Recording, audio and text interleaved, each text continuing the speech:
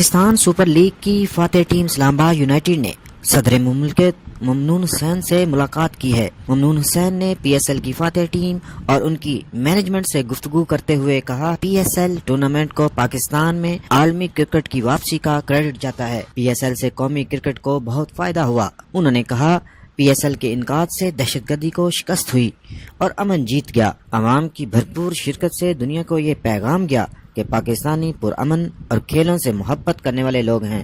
انہوں نے کھلاڑیوں کو مشورہ دیا کہ نوجوان کھلاڑی مصباح اور یونس کے نقش قدم پر چل کر روایتی حریفوں پر فتح حاصل کریں۔ اس موقع پر ٹیم کے کپتان مصباح الحق اور اسلام آباد یونائیٹڈ کی انتظامیہ کے عہدیداران نے صدر مملکت کا شکریہ ادا کیا اور عزم کا اظہار کیا وہ قومی پرچم کی سربلندی کے لیے اپنی بہترین صلاحیتیں بروئے کار لاتے رہیں گے۔